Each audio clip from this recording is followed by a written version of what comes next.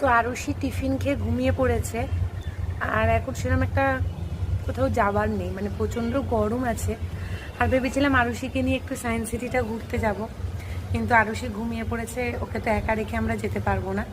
তাই আজকের আর কোথাও বেরোলাম না, এই হোটেলের ব্যালকনিতেই বসে আছি। আর ব্যালকনিটা খুব সুন্দর, হাওয়া দিচ্ছে যদিও। এসি ঘর নিয়ে নিয়ে আমাদের মানে এত হাওয়া আছে, এসি নেওয়ার প্রয়োজন হয়নি। আর আরুষির একটু ঠান্ডা লেগেছে বলে ওই জন্য এসিটা অ্যাভয়েড করছি।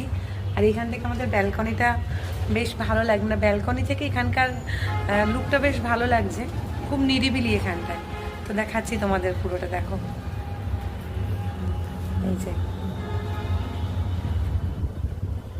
এই একটা রাস্তা আছে বিচে যাওয়ার, আর এই একটা রাস্তা আছে। আমরা এর আগে এসে এই যে একটা হোটেল, এর ওপাশের হোটেলটাই ছিলাম, আর পরপর 2 বছর এই হোটেলটায় আছি। আর এখানকার ভিউটা দেখো কত সুন্দর। আমার গলাটা একটু ধরে গেছে, আরুষি আর আমার দুজনেরই ঠান্ডা লেগেছে। তো আপাতত এখন এখানে বসে বসে একটু হাওয়া খাচ্ছি। আর আরুষির বাবা ঘরেই আছে, আরুষি ঘুমাচ্ছে বলে স্নান টান কিছু করিনি। এবার গিয়ে স্নান করবো, আর 12টার দিকে লাঞ্চটা চেয়েছি, লাঞ্চটাও দেবো। দেখো টাটা।